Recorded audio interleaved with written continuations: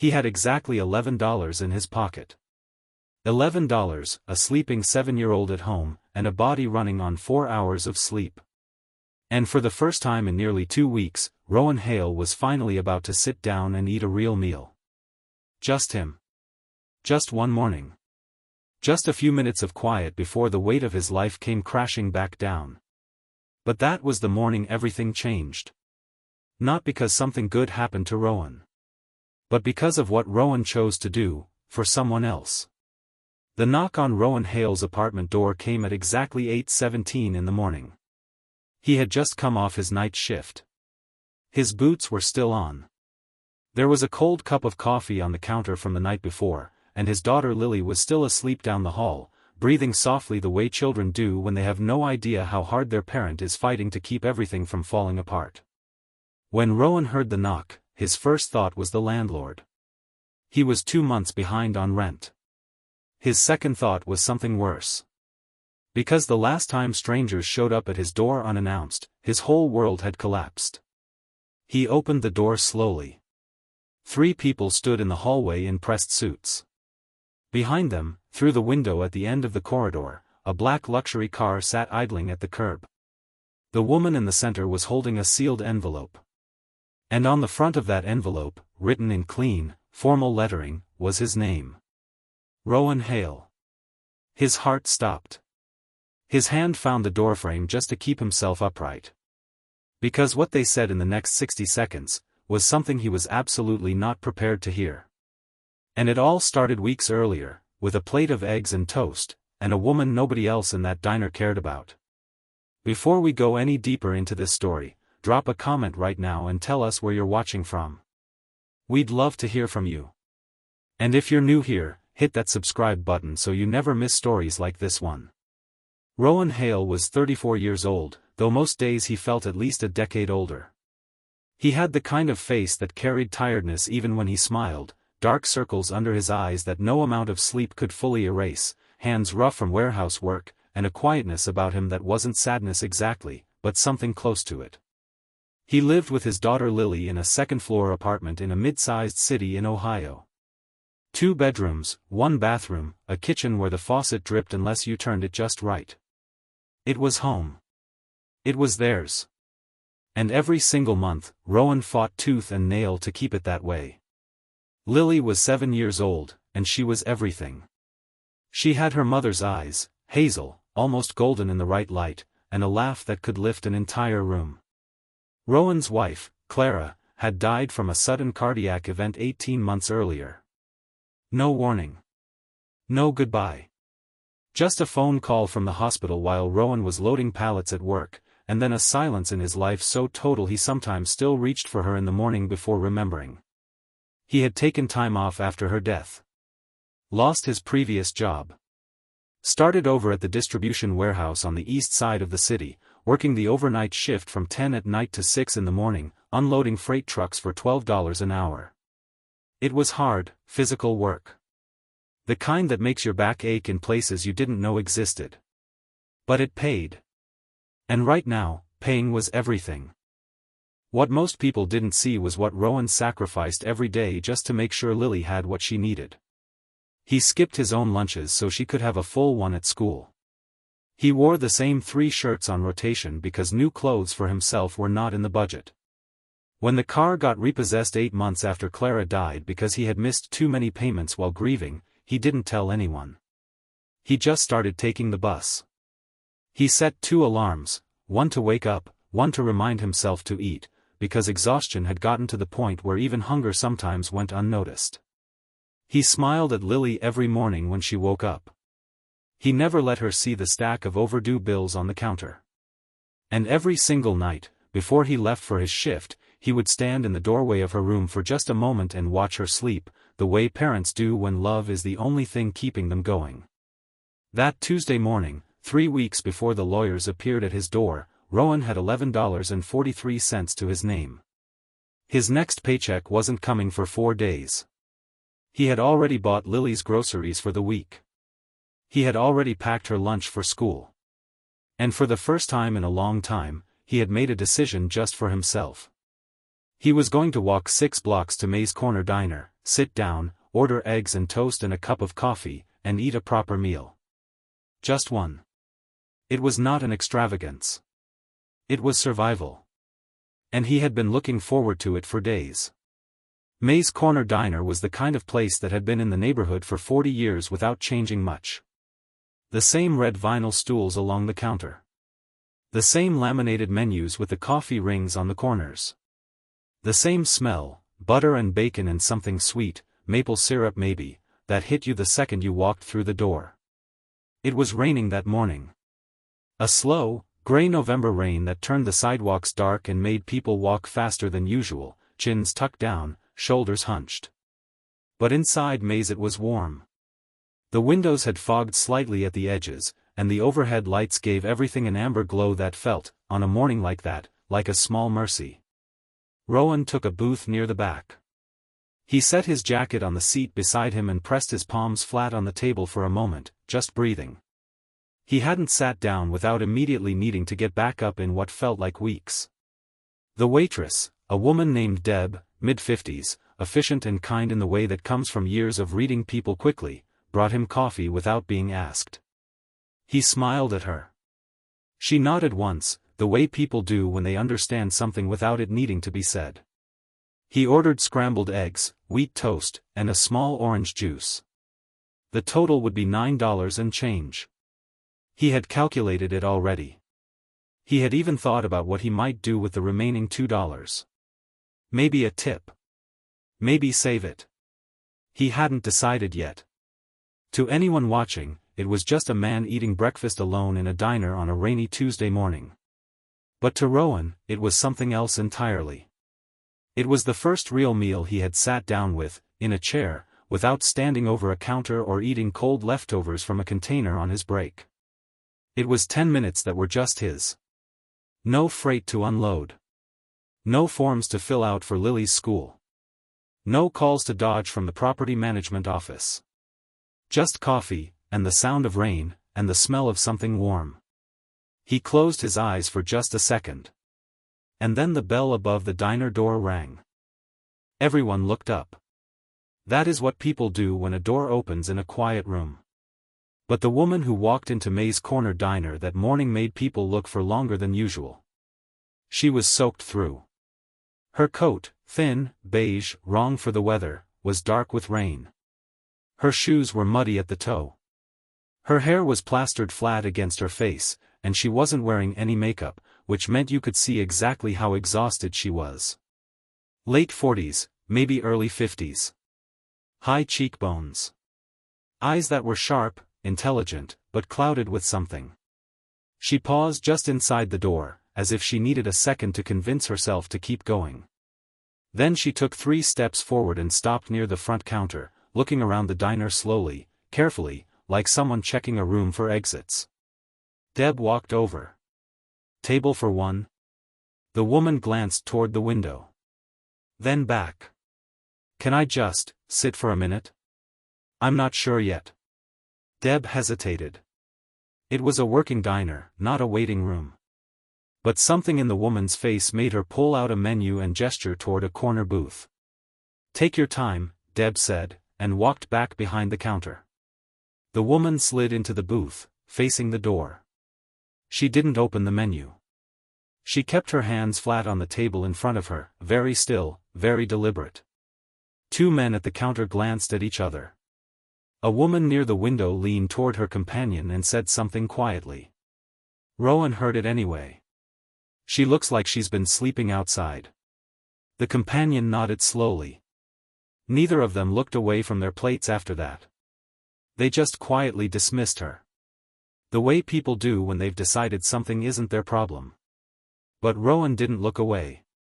Because he noticed something the others hadn't. She wasn't embarrassed. A person who was embarrassed would look down, avoid eye contact, shrink into themselves. This woman wasn't doing any of that. She was watching the door. Her jaw was set. Her eyes moved in short, focused arcs. Whatever was happening to her had nothing to do with where she'd been sleeping. Something had frightened her. Badly. And she was still in it. A few minutes passed. The diner settled back into its routine.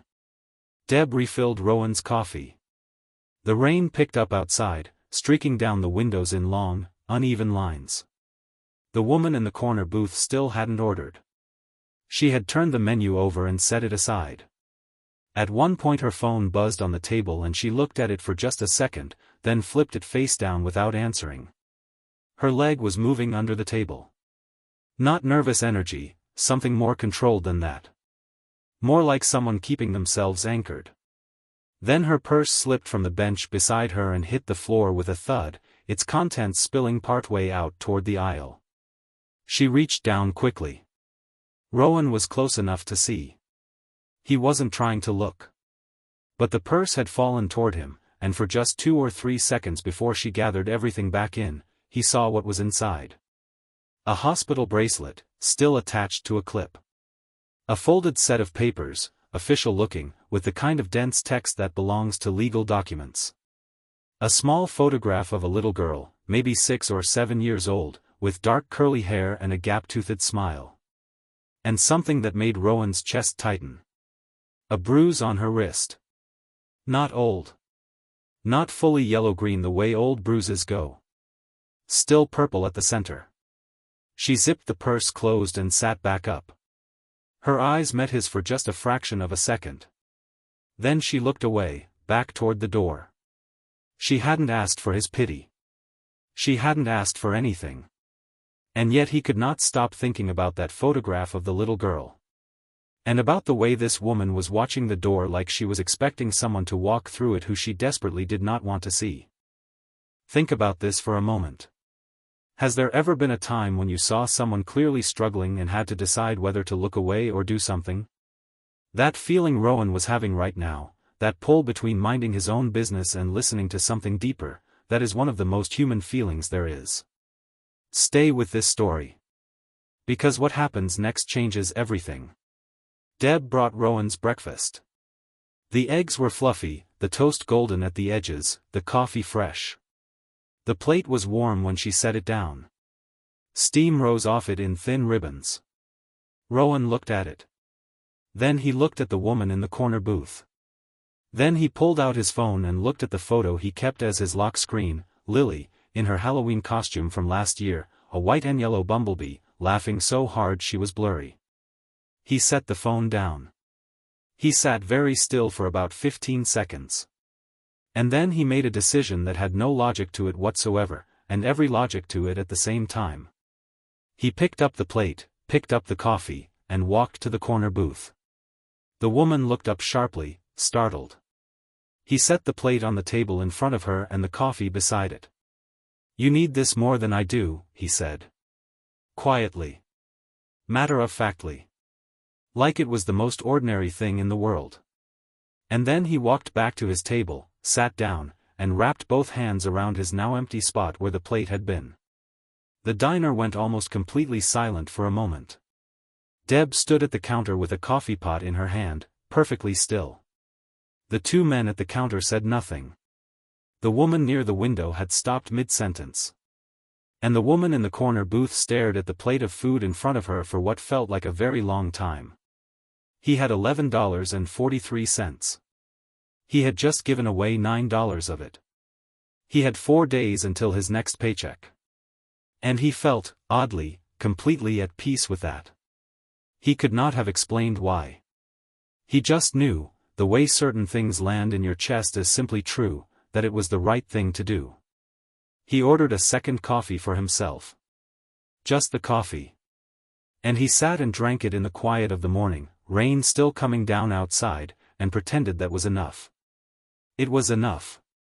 It had to be. The woman did not say anything right away. She looked at the plate. Then she looked at Rowan across the diner. And then, without any warning, without any dramatic build-up, she simply began to cry. Not loud, not performative. Just silent tears moving down her face, one after another, while she sat completely still. The kind of crying that happens when someone has been holding everything together for so long that one small, unexpected act of kindness breaks through the last barrier they had left. She pressed the back of her hand against her mouth.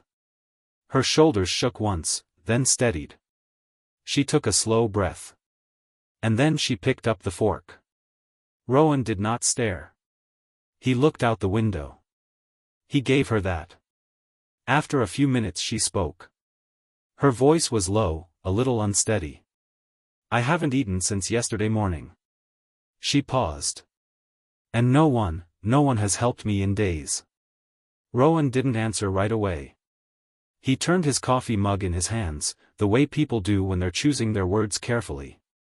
You don't need to explain anything, he said finally. Just eat. She nodded. She looked down at the plate. Then back up at him. If I get through this, she said, I will never forget you. Rowan gave a small, slightly uncomfortable smile. The kind of smile men give when kindness embarrasses them. You'll get through it, he said. And he meant it.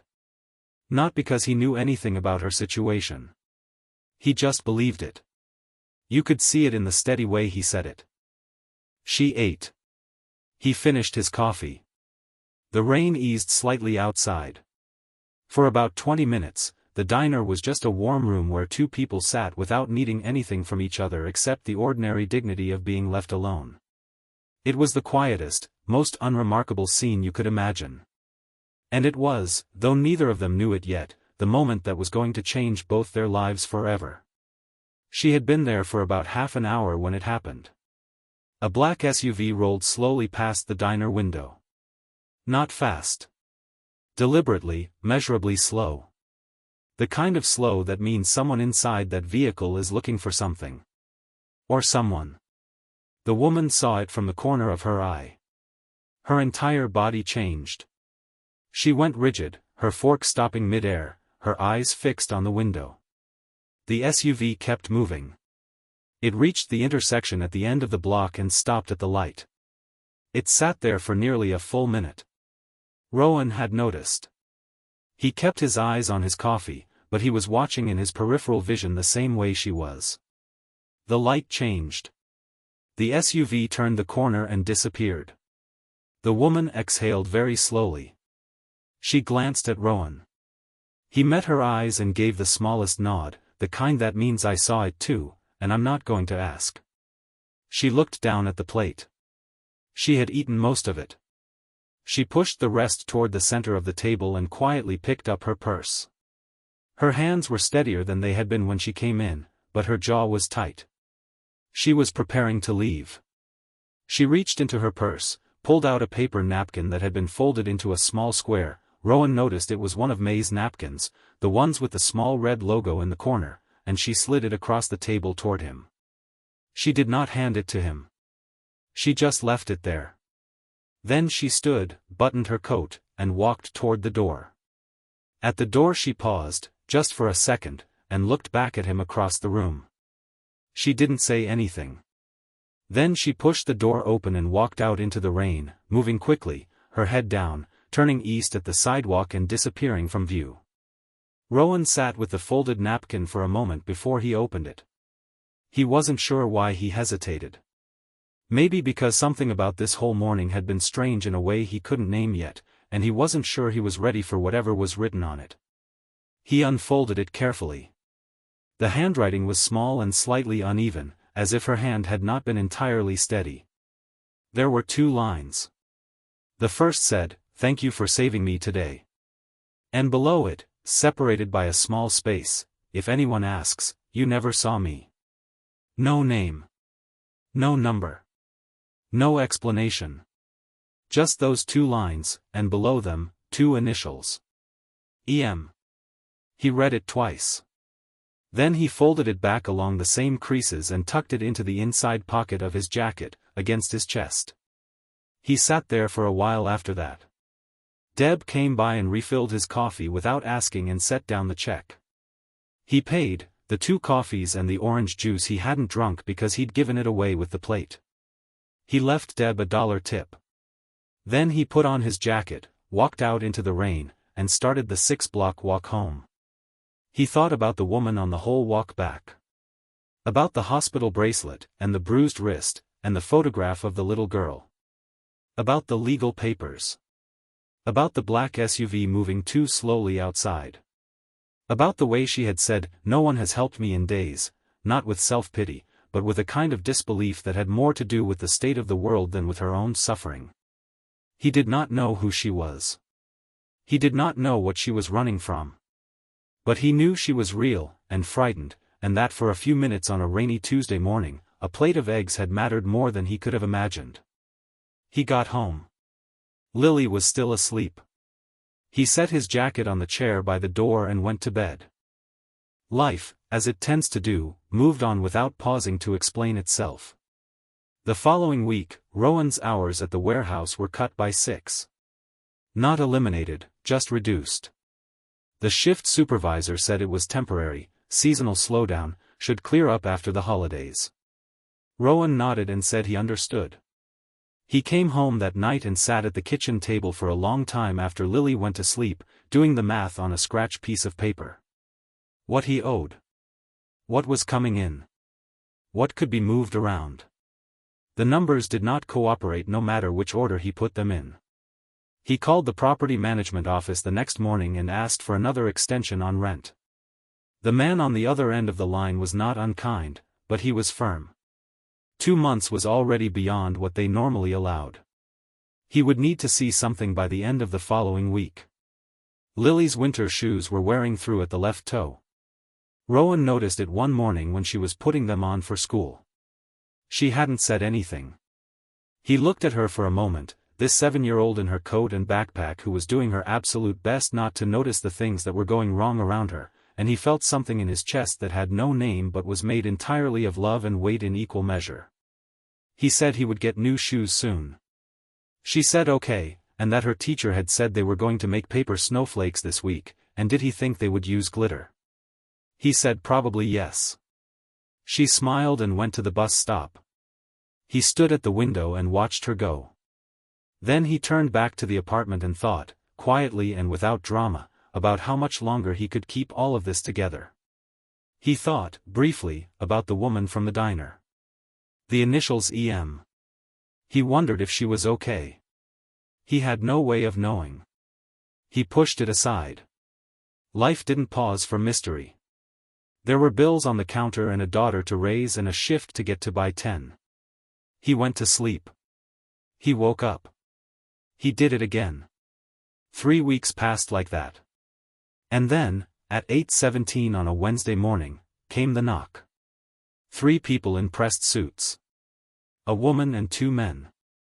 The woman in the center, 50s, composed, professional in the way of someone who had spent a career managing situations that required calm. She was holding an envelope. Behind them, through the hallway window, a black luxury car at the curb. Rowan stared.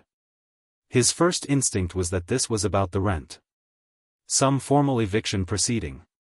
Something official enough to require people in suits.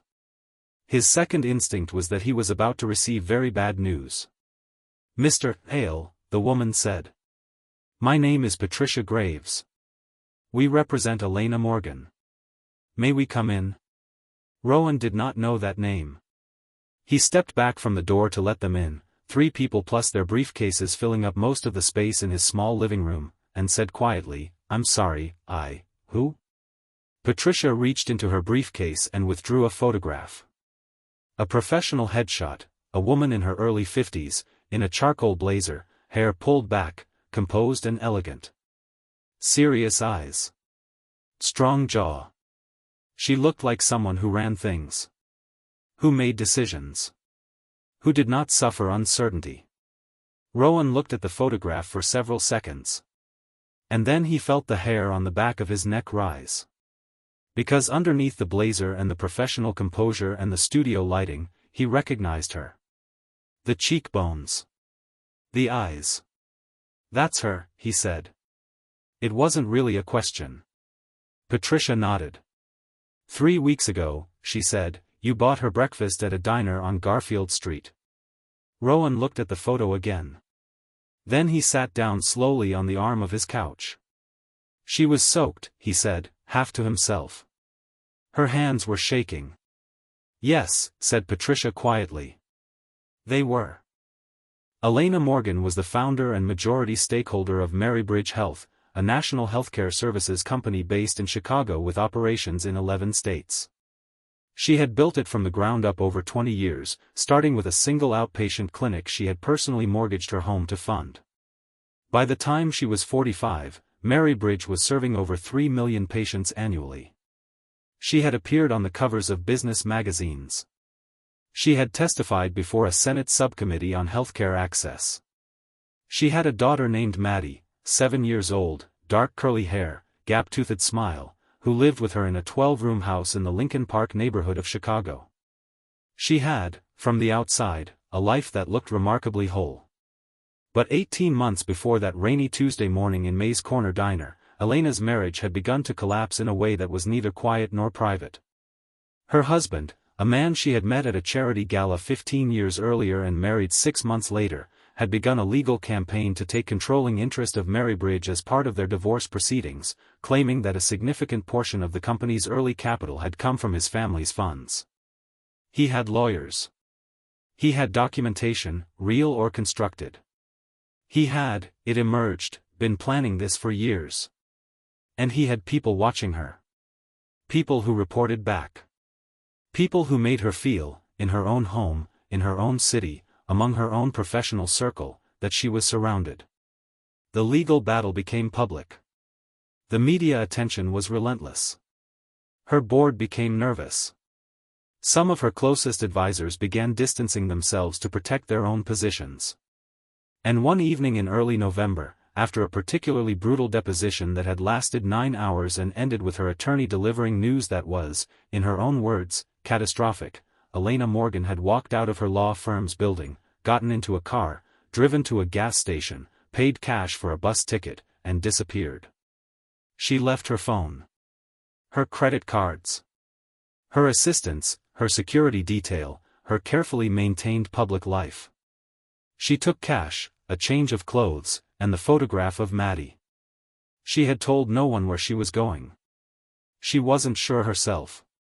She only knew that she needed to be somewhere no one knew her name, and she needed to remember, or find out, perhaps for the first time in years, whether kindness still existed in the world without someone wanting something in return for it. She spent 12 days moving through 3 cities, staying in motels, eating from vending machines, being completely invisible. And on the 13th day, she walked into May's Corner Diner in the rain, and a man named Rowan Hale put his breakfast on her table. "You need this more than I do." Rowan listened to all of this very carefully. He sat on the arm of his couch with his hands folded and said almost nothing until Patricia finished. Then he was quiet for a moment. Outside, a bus went by. Lily stirred briefly in the other room and then went quiet again. She said she wanted to know if kindness still existed, Rowan said slowly. That was it? Patricia looked at him carefully. Not exactly, she said. And then she told him the part of the story that Elena had asked them to share with him. Because Elena felt he deserved to know. Because she felt he had, without realizing it, done something far more significant than buy a stranger breakfast. On the morning she walked into that diner, Elena Morgan had made a decision. Not spoken aloud. Not written down. Just decided, somewhere deep and tired inside herself, that if she walked out of that diner and nothing had changed, if she sat there and was invisible and nobody offered her even the smallest acknowledgement that she was a human being who mattered, then she was going to stop fighting. She was not going to hurt herself. But she was going to let the case go. Walk away from Marybridge. Sign everything over. Disappear permanently.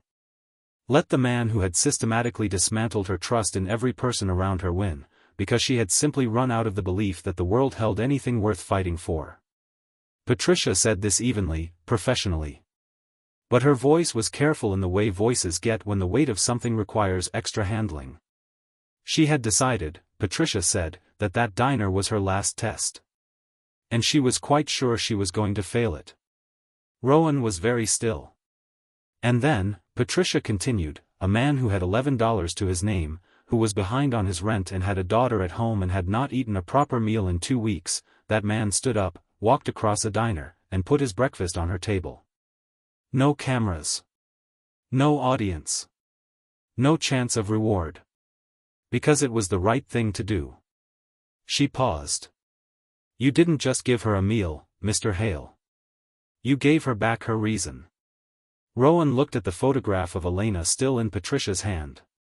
He thought about the napkin. The two initials. Thank you for saving me today. He had thought it was just a way of saying thank you. He had not understood, until this moment, that she had meant it literally. He looked at Patricia and said, very quietly, "Is she okay now?" "She is," Patricia said. She went back. "She is fighting. And she is winning." If you're still watching at this point, drop a comment with "I'm still here." Let's see who's truly following this story, because what happens next is something you need to hear. Patricia reached into her briefcase a second time and withdrew a sealed envelope. Thick. Cream-colored. His name again in the same formal lettering. She set it on the coffee table in front of him. "Ms. Morgan asked us to deliver this in person," she said. "And to wait while you read it, if you're comfortable with that." Rowan looked at the envelope. He did not reach for it immediately. He looked at the three people standing in his living room, in their suits, with their briefcases, sent by a woman who had been a stranger eating his breakfast 3 weeks ago. Then he picked it up and opened it. Inside were several folded documents and a handwritten letter. He set the letter aside for a moment and looked at the documents. The first was confirmation of 24 months of paid rent, prepaid directly to the property management company already. His arrears included. The second was a document establishing an education trust in the name of Lily Rose Hale, funded at a level that would cover her schooling fully through college. The third was a formal offer of employment, Director of Community Operations for the Marybridge Health Foundation, a daytime position with full benefits, a salary that was more than 3 times what Rowan currently earned at the warehouse. The fourth was confirmation that a reliable vehicle was already registered in his name, with insurance, waiting for him at a dealership 2 miles away. He read each document twice. The room was completely silent. Lily had woken up. He could hear her moving around in her bedroom, talking softly to one of her stuffed animals the way she always did in the morning. He set the documents down carefully on the coffee table. "Why?" he said. It was the only word he had. Patricia looked at him steadily. "Because," she said, "when you had almost nothing, you still gave." Rowan pressed the heel of his hand against his eyes for a moment. He breathed. Then he picked up Elena's letter. The letter was written on plain white paper, in Elena's own handwriting, the same small, slightly uneven script from the napkin, but steadier now. More settled. Rowan read it aloud to himself, quietly, not for anyone else in the room. Just for himself. "Dear Rowan. I have rewritten this letter 4 times. The first 3 versions tried to explain everything, the case, the marriage, what I was going through, what I had decided that morning. But I kept thinking, you didn't ask for any of that. You didn't need a reason to help me. You just did it. So I will not give you reasons either. I will just tell you what is true. You fed me when I was starving. But more than that, you reminded me that humanity still exists in the places where it is hardest to find, in the ordinary moments, between ordinary people, when nobody is watching and there is nothing to gain. I have spent 20 years building something I believed in. I almost walked away from it. I almost let the worst version of my life become the only version. You stopped that. With $9 and the willingness to go without. Your daughter deserves to grow up without this weight. And you deserve to wake up without counting every dollar before you open your eyes. Please let me help the man who helped me first. You saved my life, Rowan. I mean that in every way it can be meant. Elena." He read it twice. Then he folded it carefully, along the original creases, and held it in both hands. The room was very quiet. From Lily's bedroom, he heard her singing something, a song from her class, something about seasons changing. He listened to it for a moment with his eyes closed. Then he set the letter down on top of the documents, and he did not say anything for a long time, because there was nothing to say that the silence wasn't already saying better. After the lawyers left, Rowan sat alone in the living room for a while. Not moving. Not reading the documents again. Just sitting. Then he got up, went to the kitchen, and stood at the sink with the water running. He was not entirely sure what was happening inside him. It was not simple happiness. It was something larger and more complicated than that. Relief, yes, enormous relief, the kind that arrives after so much tension that the body doesn't quite know how to process it. But also grief, somehow. For Clara, who was not here to see this. For every night he had sat at that kitchen table doing math that never worked out. For every morning he had smiled at Lily without letting her see how frightened he was. He pressed both palms flat on the counter and stood there for a while, letting it move through him.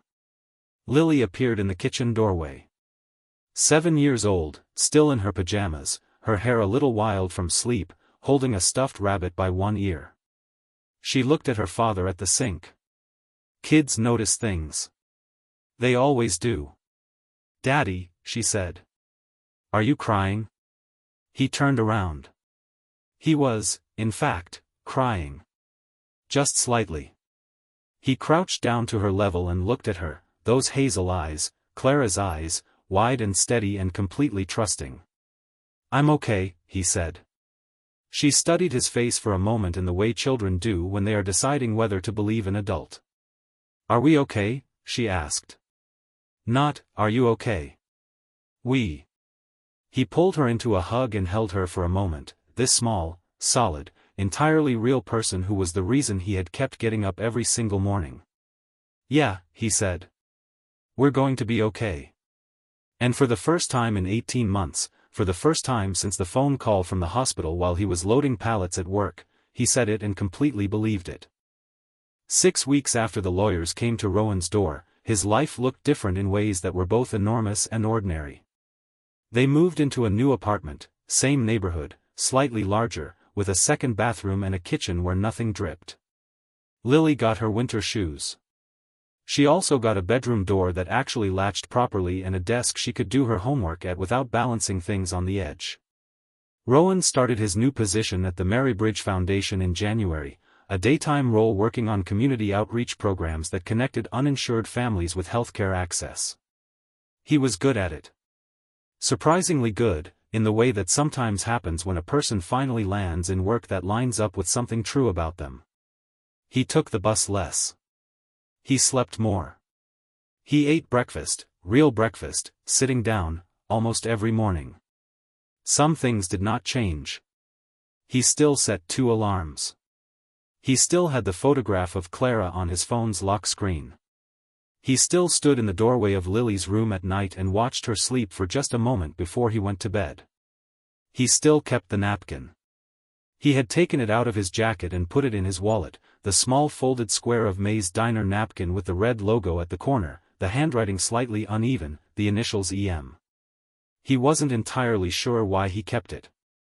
Maybe because it reminded him of something he already knew but needed, occasionally, to be reminded of. That the moments that cost us the most are often the ones that mean the most. That you can be running on empty and still have something left to give. That kindness, real kindness, the kind that asks for nothing back, has a way of finding its way home. He had not met Elena in person since the diner. They had exchanged brief emails through Patricia, formal and warm. She was back in Chicago. The legal case was progressing in her favor. Maddie was with her. She was rebuilding. He was glad for her. He thought about her sometimes, this woman he had shared a half hour of rainy Tuesday morning with and would probably never sit across from again. He thought about how funny and strange and terrifying life is, that so much can hinge on so small a thing. 1 year after the morning in May's Corner Diner, Rowan received an invitation.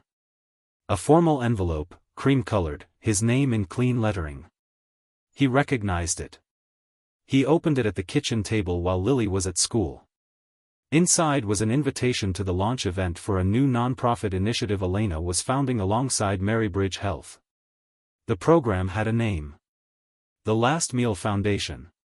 Its mission, as stated in the invitation's enclosed brief, to identify and support parents across the country who were regularly skipping their own meals to ensure their children could eat. Emergency food access. Financial counseling. Connection to employment resources. Long-term stability programs. Real, practical help for the invisible crisis of parents choosing hunger for themselves so their children wouldn't have to. At the bottom of the invitation, Elena had written a note by hand. Just a few lines. Rowan, I'd like you to be our first community ambassador. Not because of what I did for you. Because of what you did for me. Because you already know, from the inside, what this program is trying to reach. Say yes if you're willing. He set the invitation down. He looked out the window at the November sky, gray and low, the same color it had been the morning all of this started. He thought about a diner in the rain. A woman watching the door. A plate of eggs. $11. A napkin folded into a small square. He picked up his phone and typed a 2-word reply. I'm in. People talk about changing someone's life as if it requires something grand. Resources. Connections. Influence. A platform. A plan. And sometimes it does. But sometimes, and this is the part that tends to catch people off guard, sometimes it requires $11 and the willingness to go without. Sometimes it requires standing up from your own seat and carrying a plate across a room towards someone the rest of the room has decided isn't their problem. Sometimes the most powerful thing you can offer another person costs you something you can barely afford to lose. Because that is precisely what makes it real. That is precisely what makes it land. Rowan Hale did not know who Elena Morgan was. He did not know what she was carrying, or how close she was to giving up, or that the small folded napkin she handed him on her way out the door was the closest thing to a goodbye she had written in days. He just saw someone who needed something that he happened to have. He made a decision. And that decision, that one quiet act on a rainy Tuesday morning, rippled outward in ways neither of them could have predicted, through a life, through a company, through a foundation that now reaches thousands of families every year. Through the specific happiness of a 7-year-old girl who got winter shoes and a room where the door latched. Through the life of a 34-year-old man who finally, woke up without counting every dollar before he opened his eyes. The kindness that costs us something is the kindness that means something. That is not a comfortable truth. It asks something of us. But it is the truest thing this story has to say. What would you have done, sitting in that diner booth with $11 and 4 days until your next paycheck, watching a frightened woman refuse the menu? Be honest with yourself. Because the answer to that question says something important, not about who you are, but about who you want to be. And maybe, just maybe, the next time a moment like that lands in front of you, you'll remember a man named Rowan Hale. And you'll stand up. What would you have done in Rowan's position? Have you ever helped someone when you had almost nothing left to give, and seen that act come back to you in ways you never expected? Drop your story in the comments. We read every single one. And if this story moved you, please share it with someone who needs to hear it today. Subscribe for more real, emotional stories that remind us what humanity looks like at its best. We'll see you in the next one.